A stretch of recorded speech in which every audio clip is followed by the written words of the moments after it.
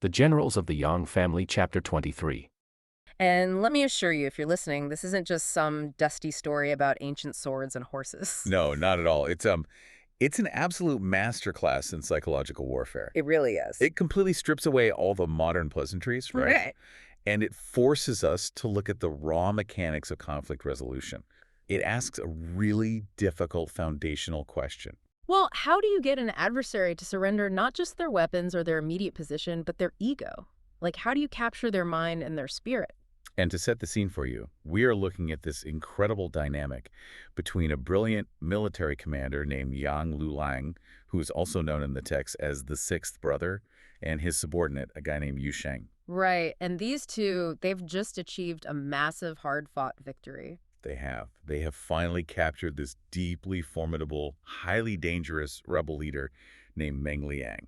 So, if we look at standard logic here, you execute this guy. Or at the absolute minimum, you lock him in the deepest, darkest cell you can possibly find. Exactly. Just so he can never hurt your people again. Yeah, that would be the standard operating procedure for almost any military force in history. I mean, you have successfully neutralized a severe threat. The logical next step is to make sure that threat stays neutralized permanently. But Lulang does the unthinkable here. He looks at this captured, deadly rebel warlord, and he lets him go. He just opens the door and sets him free. It's wild. When I was reading this, I kept thinking of it as the ultimate high-stakes catch-and-release strategy. Catch and release. Yeah, that's a good way to put it. It's like you're playing chess with someone, right? Yeah. And you brilliantly trap their queen. But right before you take it off the board, you slide it back over to them and say, try again. Just to prove a point. Yeah. You are intentionally letting them take their move back just so you can prove you can crush them even more definitively the next time. But, we have to look really closely at the sheer calculation behind that release, because Lu Lang isn't doing this just for sport. Right. He has a reason. He does. He explains his reasoning very clearly to his subordinate, Yu Sheng, and Yu Sheng is just standing there completely baffled by this decision, as anyone would be. I would be losing my mind if my boss did this. Right. But Lu Lang explains that he just fought Mengliang in combat for dozens of rounds, and in that process, he actually developed a profound respect for the man's martial arts and his sheer capability. He recognizes his talent. Exactly. Lu Lang recognizes a fundamental truth of leadership that applies just as much today as it did back then, which is that true heroes, genuinely capable and highly effective individuals, they are incredibly hard to find. Right. So he doesn't want to destroy the talent. He wants to acquire it. Yes, his goal isn't mere capture. He doesn't want a resentful prisoner sitting in a cell, and he definitely doesn't want a dead body. He wants Mengliang to submit willingly and become a general in his own army. So he confidently tells his subordinate, don't worry, I will capture him again. Which is quite the statement. Okay, but I have to stop you there and push back on this a little bit. No. Because reading this, it feels wildly arrogant. It does seem that way, yes. I mean, if you let a deadly, highly motivated rebel go, you are actively risking the lives of your own soldiers just to prove a psychological point. It's a massive risk. It reminds me of modern corporate poaching. Like, you don't just want a rival company's top executive to sign a contract because you back them into a legal corner, right? Yeah. Right. You want them to genuinely believe in your company's mission so they actually perform at their best. Exactly. But in the corporate world, if the executive goes back to their old boss, nobody dies. Here, the stakes are literal life and death. Is Lu Lang just reckless? Well, it looks extremely reckless on the surface, I'll give you that. But this is exactly where Lu Lang's profound emotional intelligence and his strategic foresight really shine. Okay, how so? He is looking far beyond the immediate tactical victory.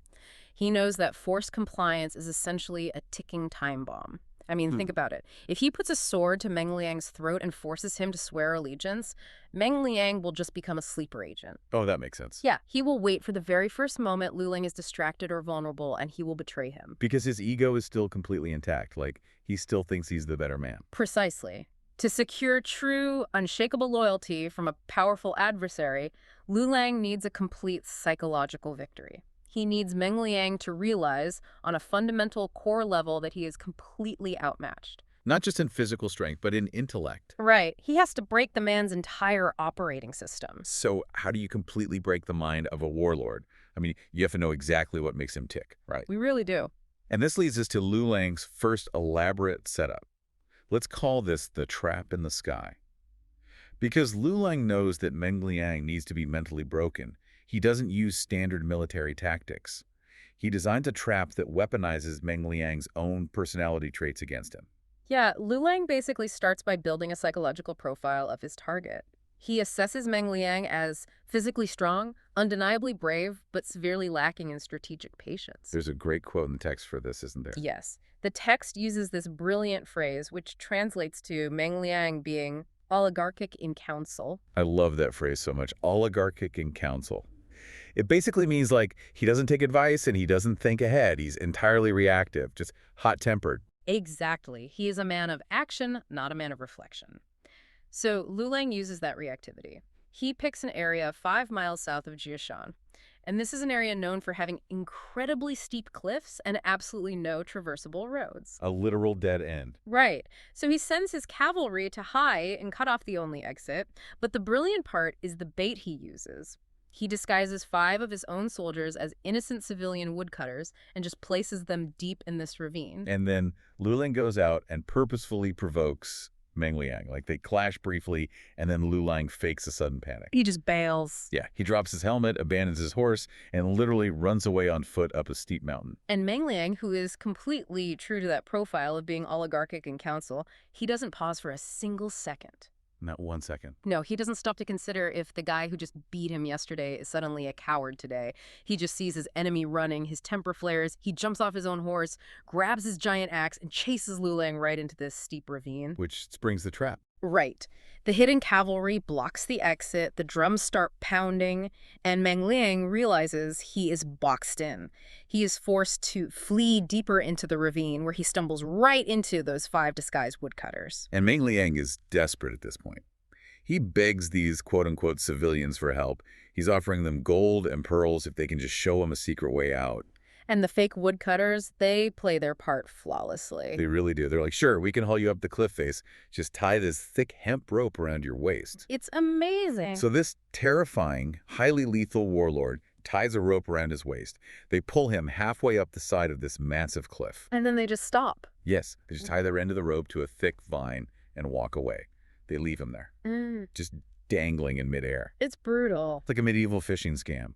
Like, Lu Lang completely hacked his temper. But I have to ask you about the mechanics of this because it seems almost needlessly theatrical. How so? Well, if your goal is to capture him again, why leave him dangling in a giant wedgie from a cliff? Why not just have the woodcutters pull him all the way to the top, jump him, and tie him to a tree? Because if they pull him to the top and tie him to a tree, that is just another physical capture. Okay. It doesn't achieve the psychological break that Lulang is after. I mean, think about what dangling in midair actually does to a person whose entire identity is based on physical dominance. It entirely strips away Mengliang's physical agency. Right.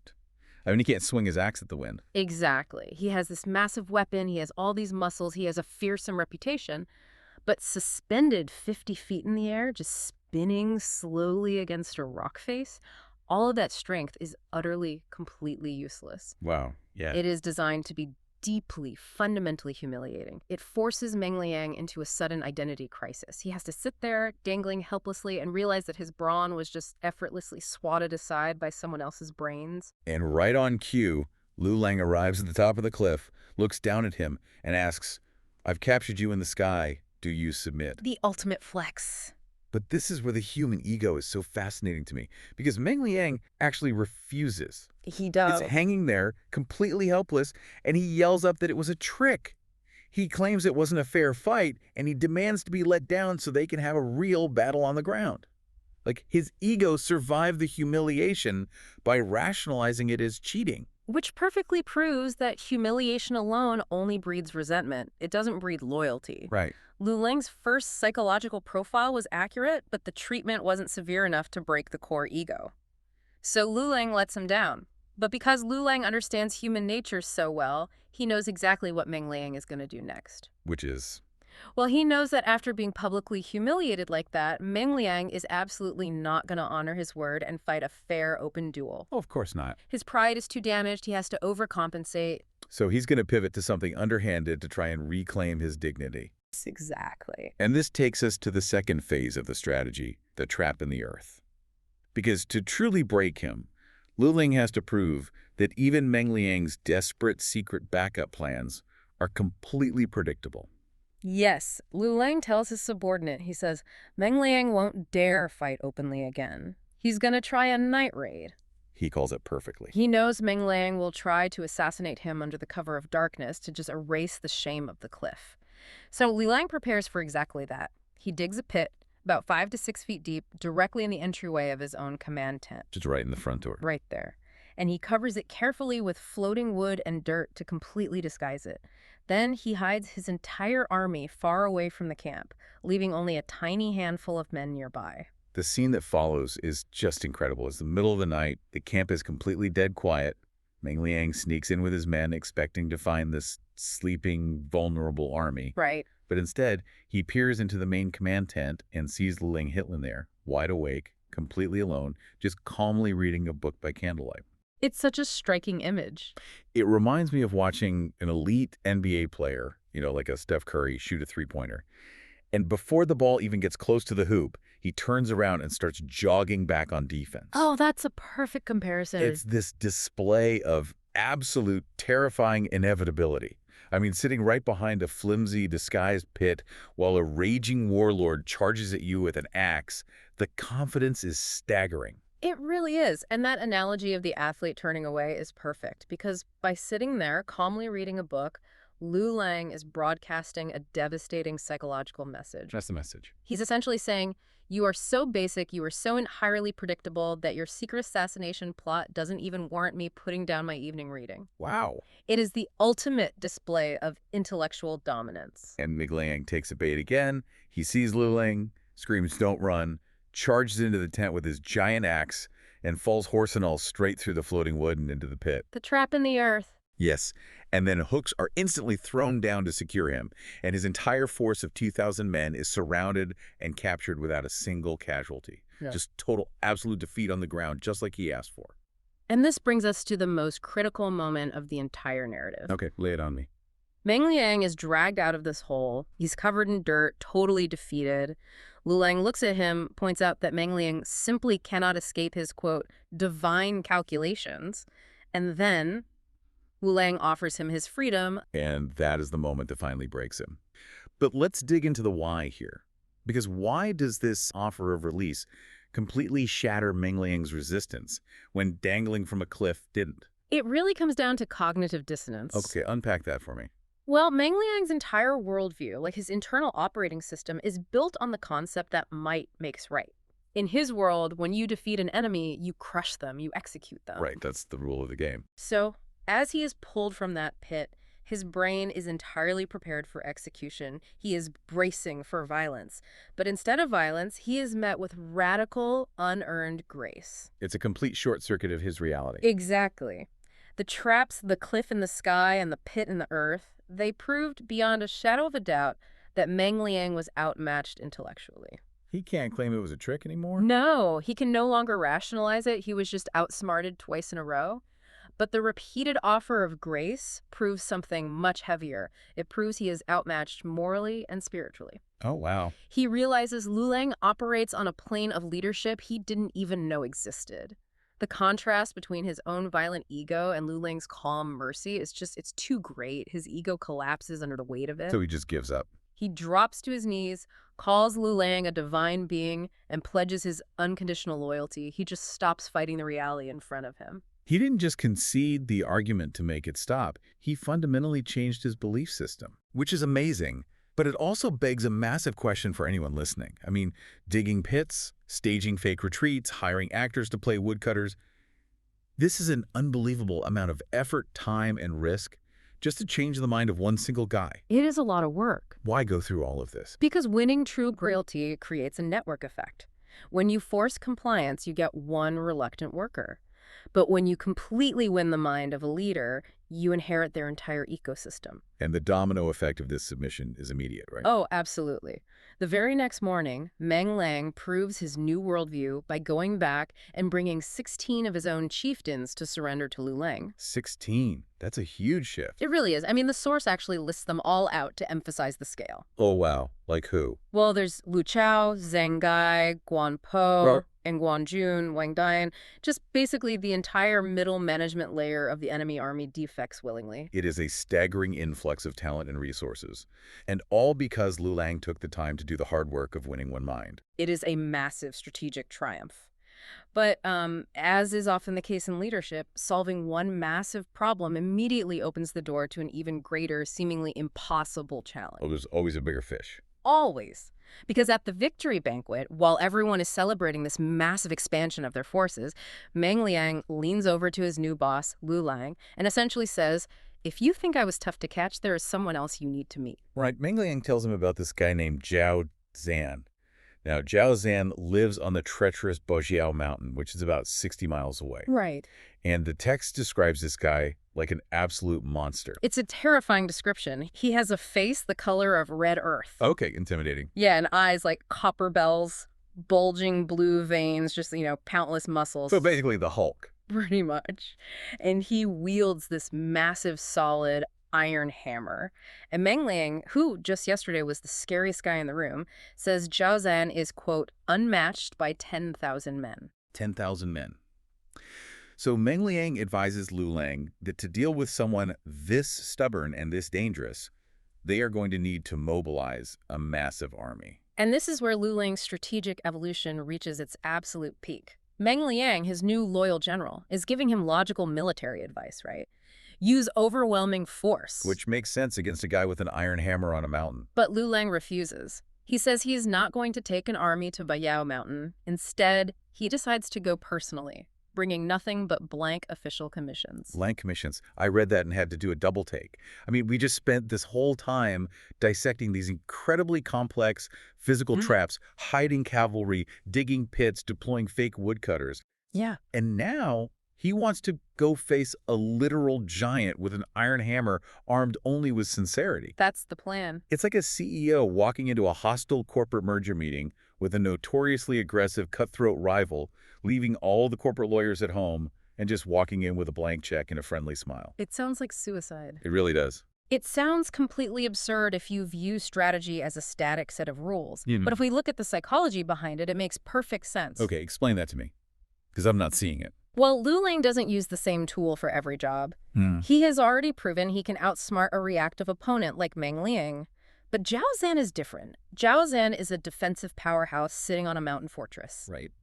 If you bring an army to a man who respects strength and expects a fight, you just trigger his defensive instincts. You create a siege that could last for years. You're just playing his game. Exactly. So Lu Lang shifts to an entirely different, higher level of leadership.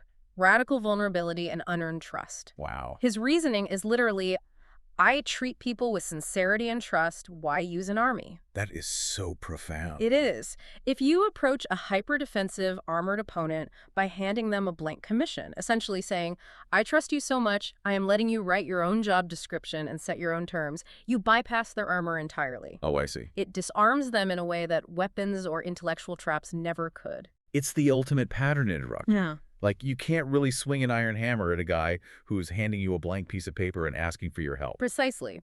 Lu Lang is adapting his persuasion technique to the specific psychological architecture of his target. That is brilliant. The scene shifts. We are at Bajau Mountain, or Banana Mountain. Banana Mountain. Yang Lulong. And he has just been appointed as a patrol inspector at the Jiashan camp. Which is a big deal for him. I mean, he finally has some real institutional backing. Right. He has a camp, he's got a deputy named Yu Sheng, and he has a mandate to secure this highly volatile border region. But, I mean, instead of sitting behind his newly fortified walls and just issuing orders, Lu Lang does something totally baffling. Yeah, he really does. He leaves the safety of the camp to his deputy and rides out with a grand total of 3 cavalrymen. It's just 3 guys. 3 guys. Right. Against an entire mountain of entrenched outlaws. It's insane. Right. Because his goal is to recruit this fiercely brave, notoriously dangerous outlaw named Zhao Zan. Which is quite the recruitment strategy. Right. And when I was reading the sources for you guys today, I couldn't help but picture a modern equivalent to this. Oh, yeah. Like what? It's like a CEO deciding to execute a hostile takeover by walking into a rival's headquarters completely unarmed. Oh, wow. Trusting, like, a random guy sweeping the lobby to show him to the boardroom and just relying entirely on sheer charisma to walk out alive. That is a perfect analogy, actually. Because when Lulang gets to the mountain pass, he meets this strange-looking guy dressed as a woodcutter. Mm-hmm. And Lulang is incredibly polite, introduces himself, states his exact mission, and then just blindly follows this woodcutter deep into the towering stone cliffs and thick forests of bandit territory. Right, into the absolute worst place he could go. Yeah. So, I mean, is this tactical brilliance on Lulang's part, or is it just extreme, almost suicidal arrogance? Well, so the woodcutter disguise is actually a massive literary trope in these classic texts. Oh, really? Yeah, it serves as a very specific test of character. I mean, Lulang isn't just looking for a strong arm to hold a sword. He is actively utilizing his own vulnerability as a recruitment tool. Wait, vulnerability? Like, on purpose? Exactly, because in the hierarchy of outlaw culture, bureaucratic caution, staying behind your camp walls and just sending a messenger, that's a sign of weakness. Ah, I see. Outlaws don't respect official titles, right? They respect skin in the game. Right. So Lulang essentially has to strip away his imperial protection and show that he operates on their level of physical bravery. Because if he doesn't, they will never follow him. He's showing his throat to prove he isn't afraid of the teeth. That's a great way to put it. But the gamble goes spectacularly wrong almost immediately. Oh, yeah.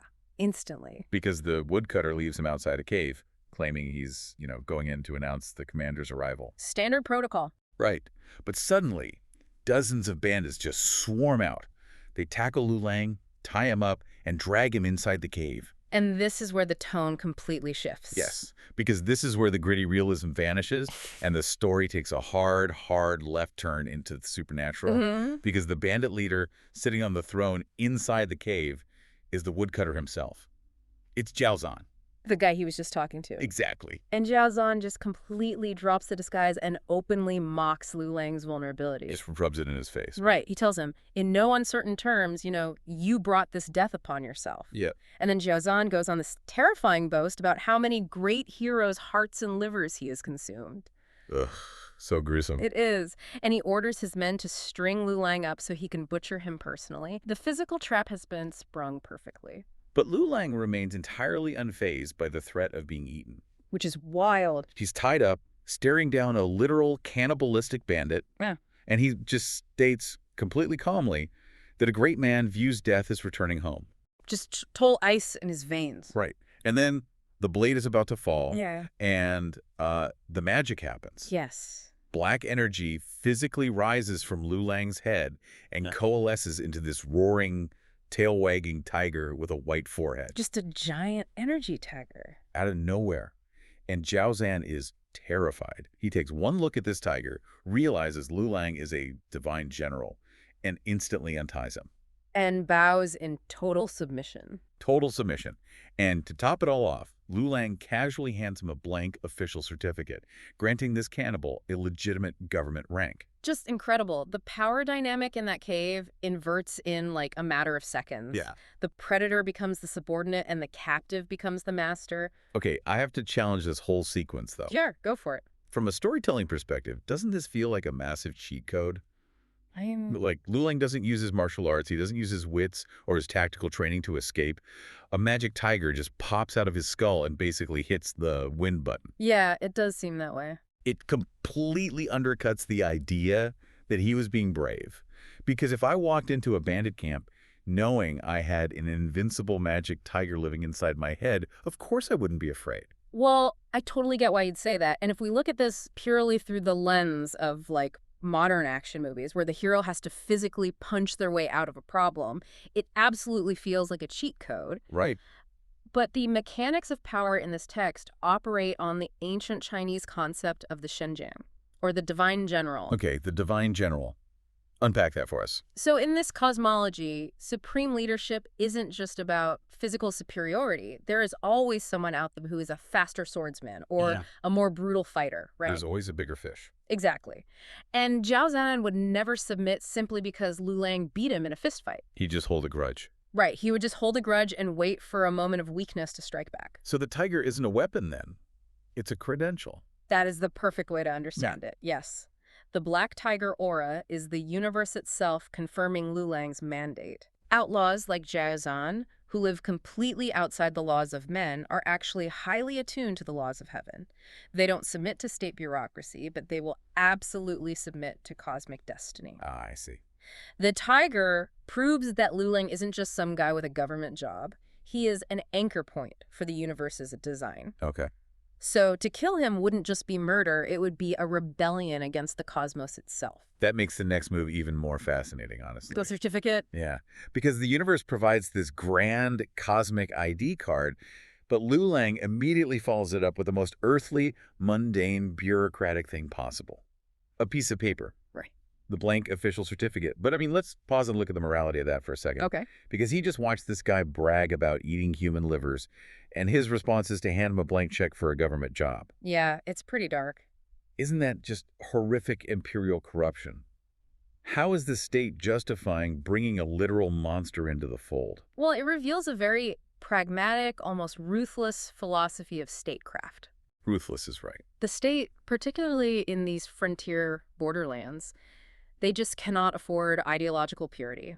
Right. Chaotic, violent energy exists, and the Empire's goal isn't necessarily to eradicate that energy, which is usually impossible and always expensive, but to monopolize it. To own it. Exactly. By handing Zhao Zhan that blank certificate, Lu Lang is performing an act of political alchemy. Oh, I like that phrase, political alchemy. Right. He is taking an untamed, destructive force that threatens the state and instantly reorienting it to face outward toward the Empire's enemies. So he's basically buying the monster and putting him on a leash. Precisely. And the brilliance of the blank certificate is that it offers the one thing Zhao Zhan could never achieve through violence. Like jizz. Legitimacy. Yeah. He goes from being a hunted animal to a sanctioned official in a single pen stroke. Wow. The magic tiger secured the spiritual submission, but the bureaucratic paperwork secures the earthly integration. It's a masterclass in co-opting chaos. That's incredible. And we see the immediate geopolitical results of this unconventional brotherhood. Very quickly, yeah. Right after Zhao Zhan submits, a rescue party arrives at the cave. It's led by Lu Lang's cautious deputy, Yu Sheng, and another former bandit, Mengliang. Right. And they show up outside the cave with beating drums and gongs, ready for a total massacre. And what do they find? A dinner party. A dinner party. Lu Lang and his brand-new cannibal-turned-general happily having a feast together. It's so good. And then they burn down the bandit cave, which is, symbolically turning to ash their outlaw past and return to the camp. And the integration doesn't stop at the local level either. Lu Lang scales this way up. Right, he goes to the top. He petitions Emperor Zenzong directly, and with the backing of a key court official, Ku Zun, the emperor formally sanctions this entire wild operation. Amazing. Lu Lang gets promoted to chief commander of pacifying the three passes, and Zhao Zhan, Yu Sheng, Mengliang, and 15 others are officially made vice commanders. It's basically the historical epic version of getting the band together, but overlaid with this incredibly rigid imperial framework. Yeah, exactly. They recruit even more fierce fighters, men like Chen Lin and Chai Gan, and they raise this massive Golden Yang family flag over the pass. The famous flag. Right. And according to the sources, the mere presence of this flag terrifies the foreign enemies so much that they actually ease their attacks on the border. The state essentially weaponized the outlaws' terrifying reputation. Because, think about it, the polished, highly disciplined imperial soldiers were predictable. Right. The foreign enemies knew exactly how to fight them. But an army of sanctioned, disciplined outlaws led by a divine general. That's terrifying. It's a massive psychological deterrent. The Golden Yang family flag represents the successful rebranding of rogue, unpredictable danger into a unified shield for the empire. A shield, yeah. The state needed the outlaws' terrifying nature just as much as the outlaws needed the state's legitimacy. But, that massive golden shield they built over the border couldn't protect the commander from his own internal ghosts. No, it couldn't. Because just as they reach the absolute pinnacle of their military success and public glory, the narrative takes a really sharp emotional dive. It's a huge shift. It is. It's August, the Mid-Autumn Festival. Yeah. The commanders are gathered in the camp. They're drinking wine, gazing up at the beautiful moon. The text even features this gorgeous classic poem about the cold autumn green, the crystal palace, and wanting to ride the wind. It's this moment of aesthetic perfection. And then, And then, half drunk, Lu Lang suddenly starts weeping. He brings the entire celebration crashing down. Yeah, and the timing of that feels incredibly jarring to a modern reader. Very jarring. Like, why ruin the victory party? Exactly. But Lulang reminds everyone of a trauma that precedes all of their current success, which is the blood feud with the northern foreigner. Oh, right. His father, Lord Yang, died in battle at Huiyuan Valley, and his unrecovered bones are buried under the Liling Monument, deep inside hostile enemy territory. Right. So Lu Ling tells his commanders that his heart is heavy because he lacks a trusted, like, heart and soul confidant who can undertake this insanely dangerous mission to retrieve his father's bones. Yeah. He needs to bring them back to fulfill his duty as a son. Right. But Yu Sheng, the traditional military deputy, immediately steps in as the voice of operational logic. As he should. As he should. He tells Lu Ling that the mission is tactical suicide right now. The roads are swarming with enemies, they just secured the border, and they need to wait a few years until the geopolitical situation shifts. Which makes perfect sense. It makes perfect sense. But Lu Ling is so heartbroken by this logical answer that he cancels the feast entirely. Yeah. And we really need to dig into the why here. Why does an unburied father completely negate the fact that he just secured the empire's border? Because in this worldview, geopolitics and spiritual cosmology are not separate spheres. They're the same thing. We have to look deeply into the cultural mechanics of filial piety, or xiao. Right, filial piety. It is fundamentally misunderstood if we just view it as, like, respecting your parents. In ancient Chinese cosmology, the ancestors are not gone. They are active participants in the unseen world. Active participants, wow. Yeah. They hold sway over the fortune, the health, and the legitimacy of the living family. Okay, so if the bones are missing. Exactly. An ancestor whose bones are abandoned in foreign soil without the proper rites and offerings is essentially a hungry ghost. A hungry ghost. They cannot take their rightful place in the spiritual hierarchy to patronize their descendants. So it's not just a matter of personal grief for Lu Ling. It's an active spiritual crisis. An existential one, really. Yeah. Lulang can have all the golden flags and imperial titles in the world, but if his father's bones remain desecrated, his spiritual foundation is entirely rotten. He is failing at the most fundamental cosmic duty of a son. And this creates an unresolvable tension between Yu Sheng's military logic, which, by the way, is entirely correct. Sending a guy into Huiyuan Valley is a terrible military idea. Right. Terrible idea. And Lu Ling's absolute moral duty. So Yu Sheng is managing the physical border, but Lu Ling is agonizing over the spiritual border. Exactly. And this clash creates a massive void in the camp. The commander is openly begging for a miracle, and the institutional soldiers are telling him to, look at the spreadsheets and wait. Right. Be practical. Be practical. Yeah. But that void is filled in the dead of night by the most unlikely candidate imaginable. Mengliang. Mengliang. One of the very outlaws they just integrated into the army. Exactly. And the text highlights a crucial piece of backstory here, which is that Lu Ling had previously spared Mengliang's life 3 distinct times. Wow, 3 times. 3 times. So Mengliang is sitting at that awkward ruined feast, listening to his invincible commander cry. And Mengliang processes the situation entirely differently than Yu Sheng. Yeah, he does. He realizes that no one else in the camp dares to undertake this mission. And to repay the ultimate life debt he owes to Lu Ling, he has to be the one to do it. Because Mengliang doesn't operate on military logic. He operates on an outlaw's code of honor. Right. He doesn't file a mission plan, he doesn't request a battalion, and he certainly doesn't ask for permission from the new bureaucratic structure. He simply sneaks out of the camp in the middle of the night, heading entirely alone into the deadly Huiyuan Valley to steal back the bones of Lord Yang. And the reaction of the camp the next morning is incredibly telling. It really is, because when they discover Mengliang is missing, the other commanders, the proper soldiers, they immediately assume the absolute worst. Oh, of course. They conclude that his untamed bandit nature has returned, and he has obviously defected to the enemy. It just exposes the sheer fragility of the institutional mindset. Yeah, big time. I mean, they are perfectly happy to use the bandits to terrify the enemy, but the moment something inexplicable happens, they fall right back on their prejudices. Yeah. They see a rough, unpolished exterior and immediately assume betrayal.